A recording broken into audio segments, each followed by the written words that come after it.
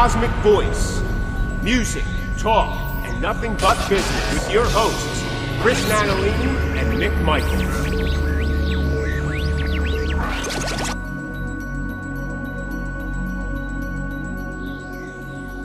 Hello, everyone, and welcome to the Cosmic Voice. This is Season 3, Episode 7. I am here with my co-host, Chris Natalini. What is going on, everybody? And I am Mick Michaels. Welcome back, everyone. Welcome back. Sir, how are you this evening? I am doing wonderful, brother. How about yourself? How you doing tonight? I'm doing fantastic. A little salty. You know, if you're from the East Coast, the Jersey area, Wildwood, one of their sayings this year for 2021 is stay salty. Stay salty. That's right. It used to be stay frosty. Now it's stay salty. Yeah, and I'm salty. I'm staying salty as best I can, but it just happens that way. So, but I'm doing fantastic. You know, again, another day, another week, another month above ground. I guess that's a plus. That is a plus, brother. That is a plus. You know what I mean? And in some areas, we're doing it with masks again. But in other areas, we're not. So yeah, kind of a bummer, man. Kind of a bummer. We were doing so well. Yeah. Well, we're going to go. This is about the same thing they did last year. We'll go back into the holiday season where everybody's secluded, can't see each other. But Amazon will make money. Here's to you. I hope not, man. I hope not. I'm done. I'm done with it all. I know. It's just crazy. Listen, whatever it is, it is. Whatever it's going to be is going to be. This is what life has always been about. I mean, you can take it forever, whatever you want to say, and whatever your beliefs are, that's fantastic. Whether they're political, social, religious, doesn't make a difference. Life is about taking chances, taking it as it comes. That doesn't mean you have to live stupid, but you do the best you can, because all the masks in the world, all the vaccines in the world may not stop the bus from hitting you from behind. That's right. That's right, man. 100%. You may be 100%. You may be caught in a crossfire of 9s and 45s and 22s and whatever. And I guess it didn't make a difference if you were vaccinated or not. And you know, and look what's happening. It's always something else. Look what's happening on the other side of the world. I know this may be a little late for when this actually goes to live air, but you know, a lot of stuff happening overseas in terms of military movement, political upheaval, and that's just the way of the world, yo! So that being said, we'll bring it back to the artist's little world, that world that's being crushed slowly but surely.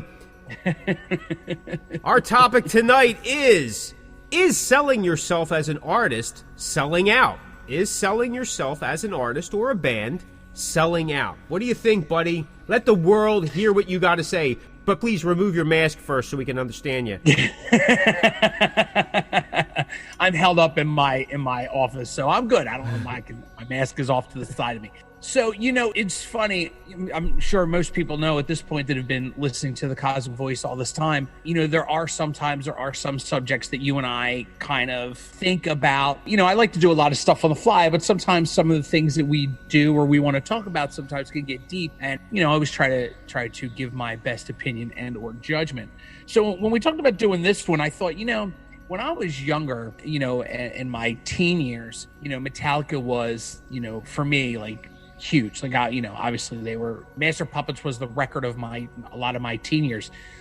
And then, you know, you kind of saw them go to Injustice for All and they changed. And then, of course, then the Black Album comes out and you call them sellouts, right? Because they changed their sound, their look, their style.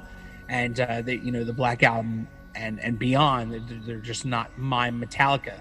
So, you know, there are a lot of people my age that were Metallica fans back in the day aren't crazy or were not crazy at the change they had made.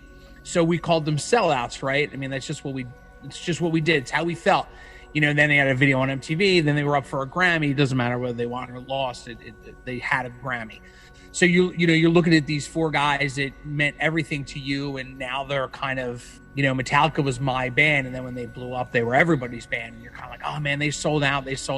And now in 2021, all these years later, I look at things a little bit differently. I don't look at things as selling out anymore because, you know, unfortunately, artists just aren't making money making just music. So if you want to make money, that you have to do other things. So I don't really believe in the term selling out anymore. I think that it is something that you have to do to get your name out there. whether it's you as an individual, and you and I talked about this, God, I think it was probably our first 2 shows, making yourself a brand. And, do you want your band to go along with that brand? And that's, whether you want to do it on a single level outside of a band, or, if you're a solo artist, that doesn't matter. But if you're in a band, do you want to do your own branding of yourself, or do you want the band to be a brand? So, and obviously now everything, everybody probably knows by now that you and I and Corner Sanctuary and Seeds of Perdition are sponsored by Royal 10 Clothing from the UK. And that was exciting to me, when that deal kind of came through, because I was like, oh my God, I'm so cool that I'm being endorsed and I get to wear these clothes and have a little bit of, just someone that kind of stands behind you and supports you in a way that you don't really, it's someone else outside of your little box. So I think in this day and age, I think also branding is also, again, we've talked about this before, branding is hugely important to the industry now, and because there are so many other ways of making money. So I don't really look at it as selling out anymore. Now it's just, do you want to be a brand or do you not want to be a brand? And that's okay if you don't, but I think it's super important that if you try to really brand yourself. Yeah, I totally agree. I'm all for the branding for sure. I do, and we've talked about this on the podcast and off the air.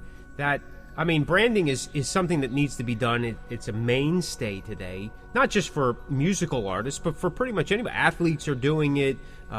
Painters are doing it. Even your local businesses are creating brands. They're creating some kind of niche within their niche to just to stand out. So I get that. It's probably been the same thing all along, right? Like when TV finally became TV as we know it, sponsorship was looked for immediately. Listen, you always found someone or something, some organization, some other business, some group to help fund the cause, right? Or to help further the cause. 501(c)(3)s are built on that, nonprofit organizations. You're finding someone, whether it's an individual that has lots of money, whether it's a foundation that has lots of money, whether it's a group or a society of liked interests or whatever the case may be, to fund the cause. And sometimes funding the cause just doesn't mean money. It, like you said, it means about having a team of people. That today they call it a street team of people, right? That's a term that's pretty much was taken from radio stations that would go out and kind of bring the music to the people and the blocks and stuff like that. So they have street teams on social media and stuff like that. So I think that selling yourself is something that's always been important to do. Otherwise, you get lost in the shuffle or you just don't have a career, right?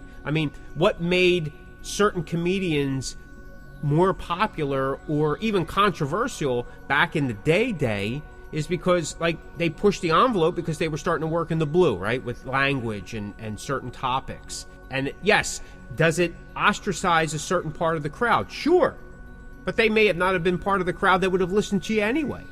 And a prime example of that, and maybe I haven't gotten to what I should be saying, but a prime example of that is Andrew Dice Clay when he first hit the scene back in the 80s, right? He did that nursery rhyme thing, and people would say, well, he's very offensive to women. But tons of women went out to see him.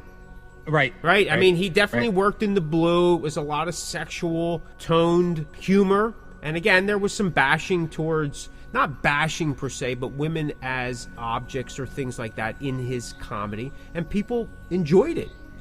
He sold out Madison Square Garden as a comedian. Yeah. Couple times, right? That's you think about it, as a comedian, he's walking out there like Led Zeppelin, the Rolling Stones. In a comedic sense. So he was selling himself as that. He was branding him before that term branding was thing. He was branding himself as a Brooklyn hoodlum or something like that. The leather and the chains and the smoking and stuff like that. He even came across as maybe with an Italian heritage, and that wasn't necessarily the case, right? You know what I mean?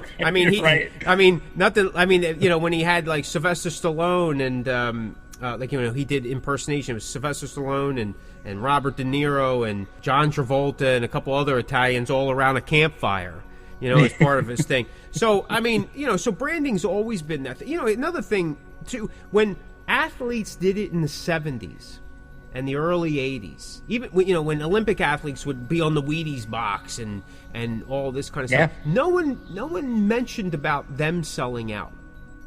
Right? Right. There was always that talk about, well, now they're going to get their payday. Right? And it almost looked like a positive thing because years ago, Olympic athletes, these people were struggling. To find the time to train all the time, to get funding for it. And it's like getting to the Olympics and winning something. The payday, though, that was an achievement above achievements, not only for themselves, but for their country as well and their sport. But when they came back, there was usually the promise of, like, hey, man, I'm going to get on Wheaties, or I'm going to have some kind of sports clothing, or, something like that. And then life changed for them, right? Like more opportunity. So, I'm all for selling yourself and branding yourself, again, as long as it's the integrity of it. And this is what I was getting to, 35 minutes ago. You have to feel good about that. If you're doing things, because I remember a lot of artists were musical artists in the 80s. They were endorsing products they weren't using, whether it was amplifiers and guitars or straps, or it was like, hey, listen, we'll give you this check if you just do a quick photo shoot and say you use these amps, or you do these things. And I remember John Bon Jovi, I forget what amp it was like, were they K amps or something like that? And I use these, when Slippery and Wet all of a sudden explode, I use these. I'm saying, he don't use these amplifiers, man.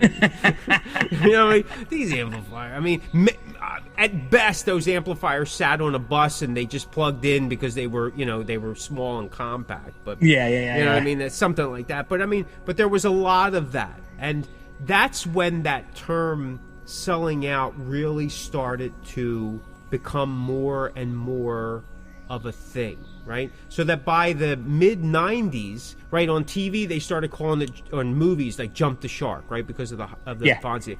But, the reality of it is, and this is what, and I'm not belaboring it, but I am trying to fill 45 minutes of a show. You had said that as you've gotten older, that doesn't bother you the same way because you see it in a different light, right? And the light is like, when you're young and dumb, you have no idea what it's like to make the survival choices that a lot of people do. And when push comes to shove, you got to do what's going to take you to that next step, or at least keep you above water just a bit longer. And if that means jump it, like Fonzie's got to jump over sharks, well, this season, Fonzie's going to jump over sharks in a 2-part show. Right. So then that's what he does, and I get it. This is Stephen Pearson from Rat, the Rat Bastard. You're listening to the Cosmic Voice. I was just recently reading some interviews from some European artists, and the question was, do you think that there is a difference in the way the audience perceives, say, a hometown local band from their country as opposed to a foreign band? And they said, yeah, definitely, and it had got to the point where they were saying that U.S. audiences are fickle, unbelievably. And they're 100%. Yeah, they definitely embrace more of the overseas sound. That's look with the British invasion, right? We took that like to extremes. And then when metal started coming in, in the new wave of British heavy metal, we did the same thing. We took it by, and we've always embraced that kind of thing. And they said they're so fickle, and they're even more fickle with their own.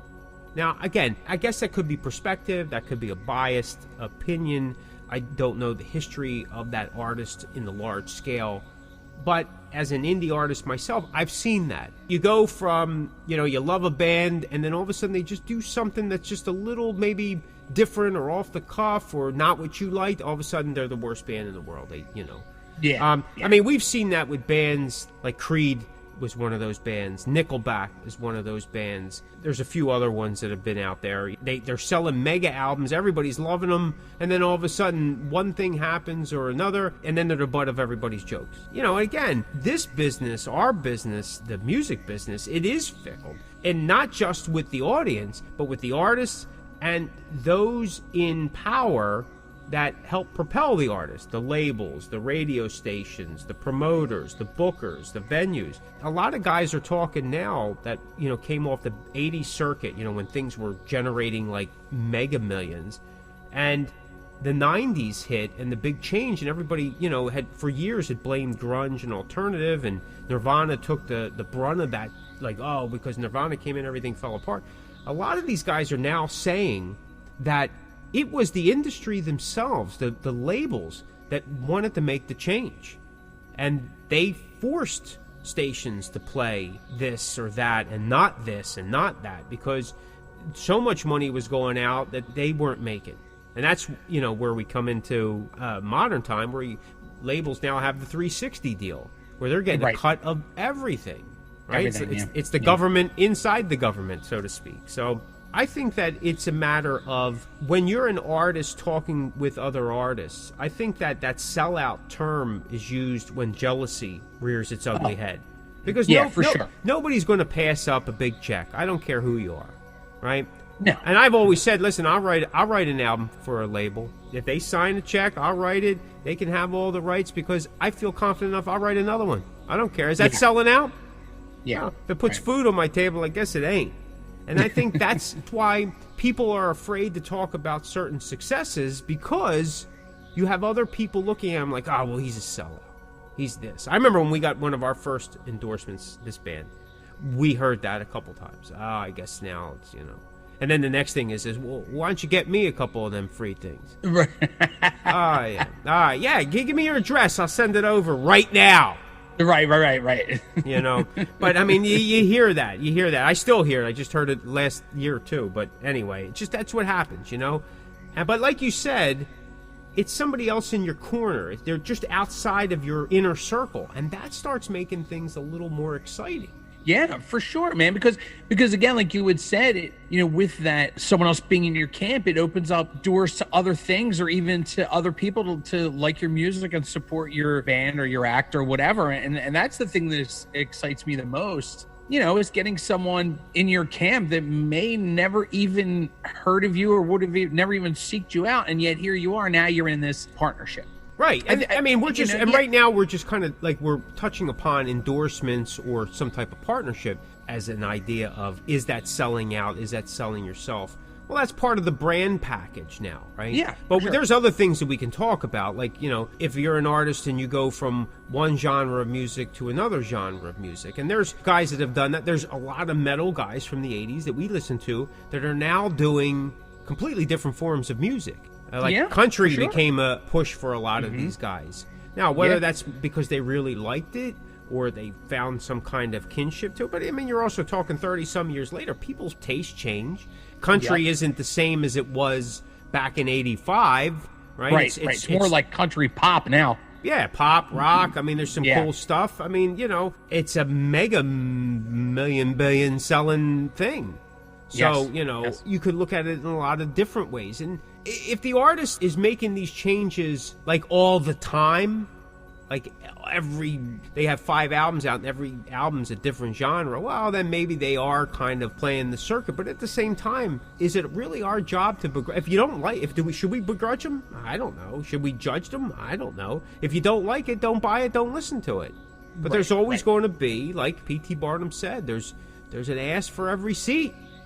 That's right. And and you kind of touched on, 80s artists kind of changing the form of music. And of course, the big one, the first one that comes to mind is Bon Jovi, obviously. But if you really, really sit down and look at Bon Jovi from the first record to where he is now, there's always been that country feel to a lot of his stuff. Wanted Dead or Alive, and then he did the solo Blaze of Glory, so he's always kind of dabbled in that. And then it was just finally he just became older, just kind of made the change and realized that he could dominate 2 forms of music, rock and country. And why wouldn't you want to do that, especially if music is your living, if that's how you make a living, if that's what pays your bills? Why would you not want to be able to dominate 2 charts, right? I mean that's awesome to have an album or a song on the rock charts and country. I mean, that's kind of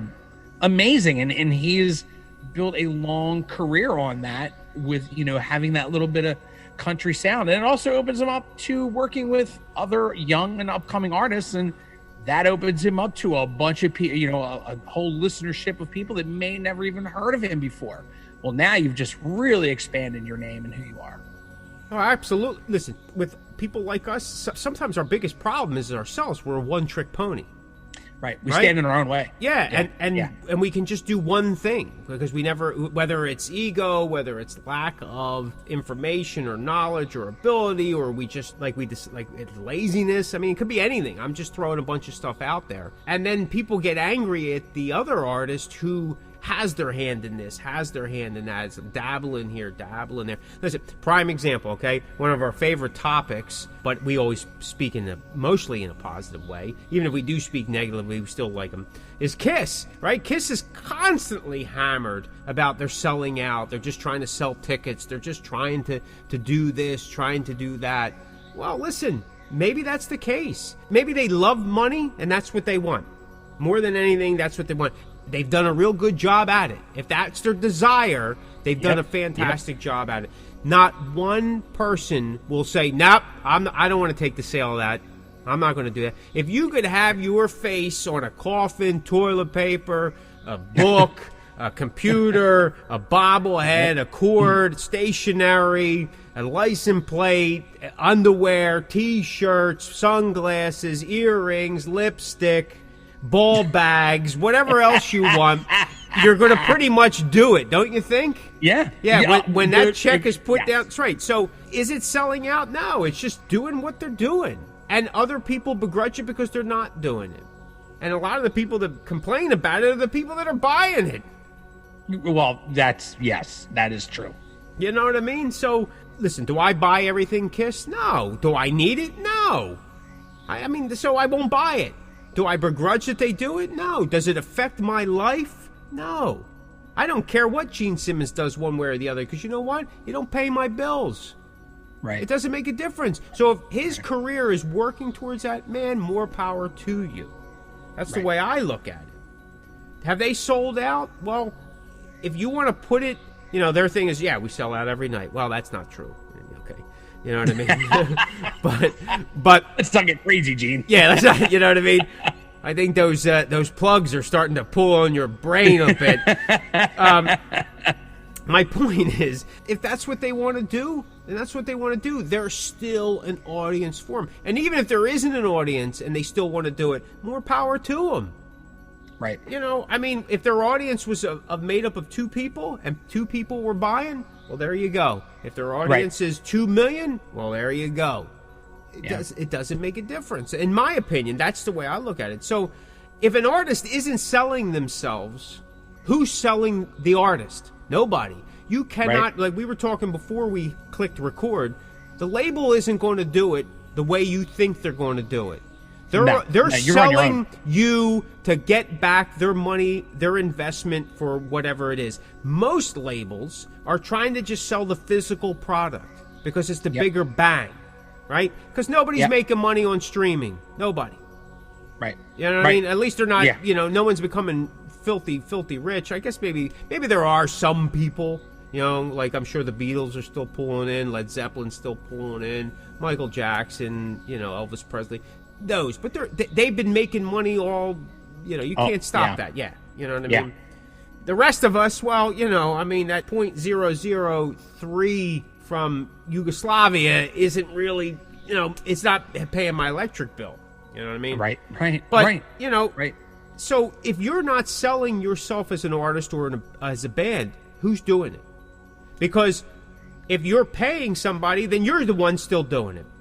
So, and that money's got to come somewhere, so you got to generate something. So whether it's you get partnerships with other bands or other artists, or like you said, endorsements or brand ambassadors, clothing ambassadors, T-shirts or equipment or whatever the case may be, and you can get creative. Your endorsement could be a drink. It could be, athletes do it all the time. It could be your favorite pizza spot. It could be a local business. It doesn't make a difference. But if you're putting yourself out there, well, that's part of the package. Because if you're not doing it, who's doing it? Right. So if you're not selling yourself, the thing should be, then you might as well close shop. That's what this should be. If you're not selling yourself as an artist, you might as well close the door, because it's like throwing a party and not inviting anybody. Yeah. Yeah. You know what I mean? You want to read a book and you ain't turning the lights on. Right. You know what I mean? Right. I don't think it's a bad thing. I think it's a positive thing. I think there's tons of different ways to do it. And like I've always said, like I like to keep a level of integrity. I don't believe in lies and making stuff up. And, maybe we can stretch things a little bit. It is a show, right? It's show business. Show us your business, as Gene Simmons would say. It needs to be enticing enough. Hey, I wrote some songs. I recorded them. It's available now if you'd like to get it. Yeah, let's run out. Let's get it, man. Come on. You know what I'm saying? Hey, thanks a lot. Appreciate it. Can't tell you how excited I am that you're going to get it. Nah, man, you gotta say, hey, man, I've worked all this, whatever, and blah, blah, blah, blah, blah, blah. And then, and then that's why you have social media, and you put, who wants to look at pictures of bands just sitting there going, yeah, we got an album. Yeah. You are listening to The Cosmic Voice with your hosts, Chris Natalini and Mick Michaels.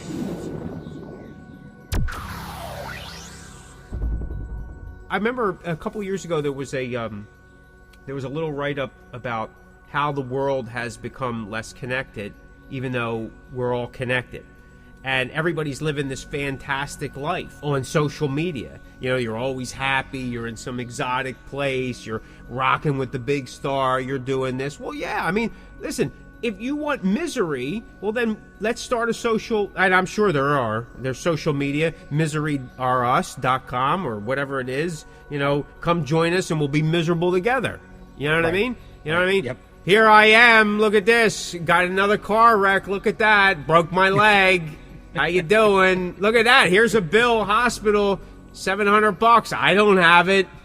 You know what I mean? That kind of stuff. So who wants to partake in that excitement? Not me. I'd rather see people smiling, even if it is kind of fake. At least it kind of like, oh, look at that, And if it's inspiring or whatever, I think that's positive. So that's what I mean. Like, for an artist, for me, I try to keep things as uplifting as I can, as the best I can. I'm also a realist. I'm not afraid to say certain things. But for the most part, I don't go on my social media and bashing people or bashing things or, it's strictly for promotion. And we've talked about this before. My private life is my private life, and I'm not going to do that online. Like, if I need to talk to somebody, I'll just call them up or, stop by or set up a dinner that they're going to pay for, something like that. You know what I mean? One really important thing, at least to me, is, and you had touched on it, is integrity. I think if you're going to brand yourself, it's got to be with things that, and you had said also earlier in the show, that you believe in or that you use yourself, or something that's maybe not going to get you in trouble down the road, right? Maybe the company's beliefs, or if they say whatever, if they say something on social media that's going to put you in a bad light because you're associated with them. That's kind of where I draw the line. I'd rather be branded and be in with something that I believe in or that I would use myself. Yeah, and we have the right to do that as artists, as branding products, so to speak. Because if you look at the flip side of it, right, the companies that you endorse with or partner with, if you do something that skews their view or what their mission statement is or what they're trying to present, they'll drop you. So you should have that right as well. I mean, you look at it like, when a celebrity winds up falling into some kind of bad situation, whether it's real or not, the first thing to go is usually, and we see it a lot in the sporting world, is that their endorsements they start getting dropped. They won't do this, they don't do that, they don't do this, right? I mean, even now, as we have this cancel culture and this, no tolerance type of thing, which, to some degree is a positive, but I think it's been taken to extremes, but that's a whole nother podcast and not necessarily for this podcast broadcast. But I think that, somebody in the show or something, they're wiped, everything, they're just, they lose their job, all their thing, and then they disappear.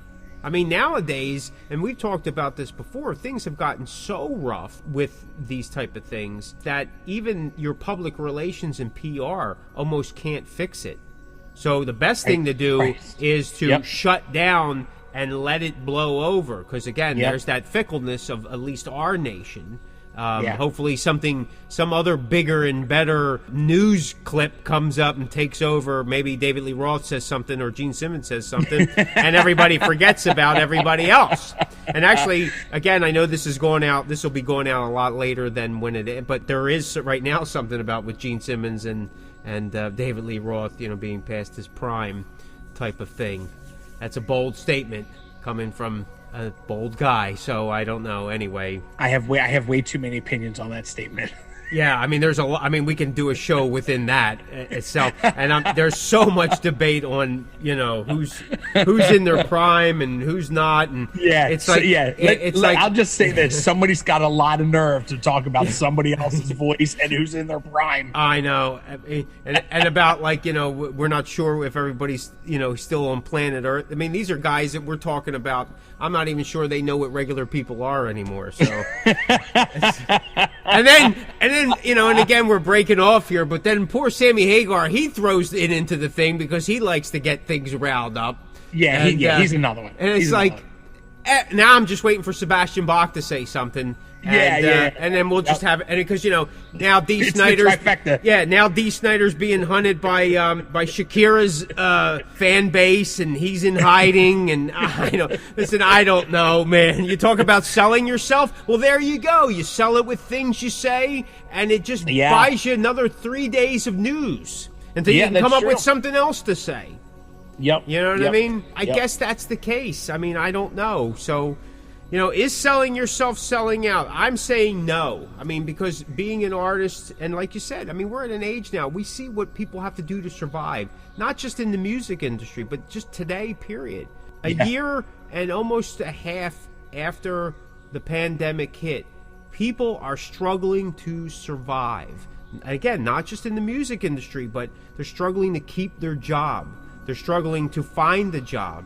They're struggling to find a place to live. They're struggling to just make ends meet. And, sometimes people just got to do things, whatever they have to do. Now, again, that goes back to what we were saying. It's got to be in your character. There has to be some integrity. And I know sometimes when the choices are put up and, we got our back against the wall, that may not always be the case. And I get that. I understand that. But when you do have that choice, I always suggest, you go with what's, and if you can walk away from it, and still have your integrity, and you can sleep at night and you don't feel bad about it, or you find that you're starting to lie, well, then maybe that's not what you should do. You know what I mean? Maybe it's better to have nothing at this point than to have something just to say you have something, and it comes back and it bites you in the behind. I don't know. I mean, what do you think? I mean, no? No, I wholeheartedly agree, man. Again, like I had said earlier, I see it just way differently now, and it doesn't affect me like it did when I was younger, because it's just the thing to do, and it's the thing that some people just need to do. And, I get it. I totally understand, because you're just not making money just on your music anymore. And as sad as that is, sometimes you got to go above and beyond. And, and that's what's going on. Yeah. And that's okay.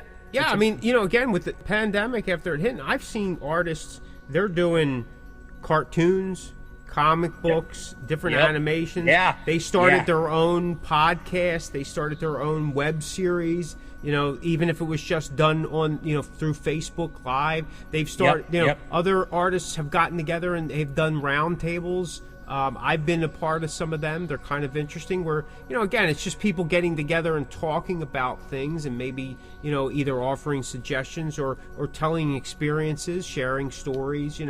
It's a way for people to connect, but it's also a way for people to, again, brand themselves in a different way. I mean, me doing some of the roundtables that I've been doing is just getting me out into audiences or with other artists that I normally would not even, have been a part of before, simply because I was busy doing something else, or, because of the time difference now in terms of, You know, I mean, some of us have a lot of time on the hands because we're trying to fill in gaps for other stuff, or, you know, you're just juggling different things. And like you said, you're just trying to find different ways. So it's definitely not something that I go, oh man, why they do that? You know, why they do that type of thing. Yeah. Like, you know, Yeah, now my thing is like, wow, that's how they do that. And then, you know, it kind of like, it's almost inspiring. Like you're saying, well, okay, you know, not that I'm not sure if that would work for me, but, you know, maybe that's a model. Like now I look at it more as an intellectual challenge. Like, okay, I like what they did there. Now, if I could parlay that into how that model would work for me, but with these puzzle pieces, hey, that's, you know, and I've done that several times. You know, it's kind of like you deconstruct how they did something, or I've even reached out to people and, you know, you talk to them and things like that. I never asked, like, you know, a lot of people go, you know, can you get me, you know, or how about you share some of that, you know, that kind of thing. That I don't like. I don't appreciate that one way or another, because that's just assuming that what you didn't have any validity or merit to it. And I don't believe that. But when you can ask questions and go, you know, what do you think about, you know, how would you recommend that I approach, or hey, I have this, would you mind taking a look at it and seeing if it's something that makes sense? Is it, would it garner some attention, or do I have to, you know, look this over? I'll give you a quick example. I had last year talked to somebody. Now, I have been doing e-packs for a number of years now. Prior to them, I used to do actual printout things in a folder with all this nice stuff. And the problem with e-packs are they're a lot easier and economical, and they start filling up with a lot more stuff very quickly. And I kind of, somebody had said something, listen, man, this is a really great e-pack. This is, you know, but then they go, I don't think you need as much now. You know, maybe lessen it up. And, you know, and I hadn't considered that in the last couple of years, but last year gave me an opportunity to cut it back and change the whole format. Because, you know, there was downtime. Come on, let's be honest. Everybody had downtime. Yeah. So I was like, well, now's the time. Because before I was just like, you know, I was out on the road playing, recording, doing this, playing, recording. I didn't have, you know, I just kept adding to the box.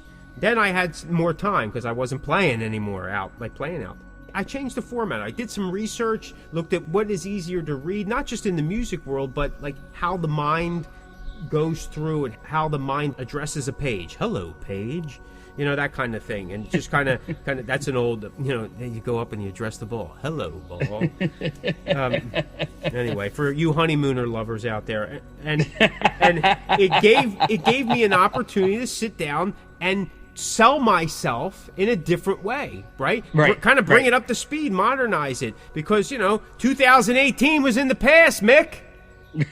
All right, that's 2 years ago, buddy. 3 years ago, whatever it is. Last year it was 2 years ago. Now it's 3. So you constantly have to revamp, and you constantly have to reevaluate, but you can't stop. Like you said, you can't stop, because if you do it right, the benefits are just, you know, it's unbelievable. Because it may not be long term, right? You may have an endorsement or a partnership or a brand ambassadorship with somebody, and it may not be forever.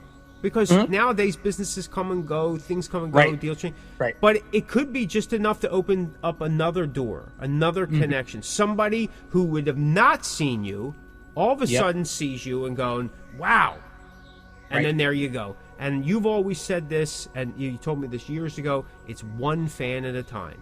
And that's the way we're doing it. That's the way we're doing it. Yeah, man. And, you know, I've really, you know, a lot of the bigger bands now, not so much lately, but, you know, in the past 2 or 3 years, like getting into alcohol has been a big thing, you know, or the beers or the wines or the, you know what I mean? Like that's a whole nother level getting into that. Right. Oh yeah. Restaurants, food products, you know, alcohol, soft drinks, so on and so forth, you know, the health drinks. You know, different kinds of water now. Like, you know, it's not just H2O anymore, Chris. Right. You know what I mean?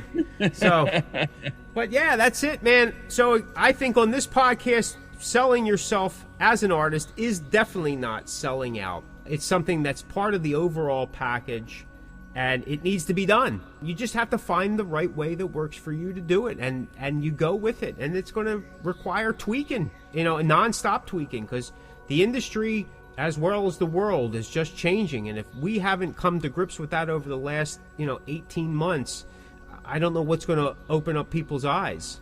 Yeah. You know what I mean? The mask should only be over your nose and mouth, people, not your eyes and ears.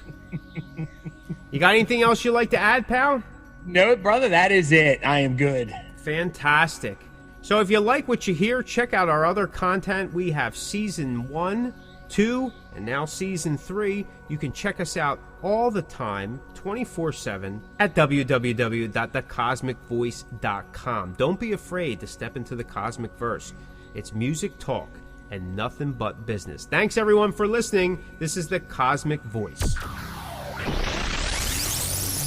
Be sure to check us out at thecosmickvoice.com. Like and follow us on Facebook at The Cosmick Voice. You can find The Cosmick Voice everywhere you listen to online podcasts, like Deezer, Google Podcasts, Apple Podcasts, Spotify, Anchor, Stitcher, and so many more.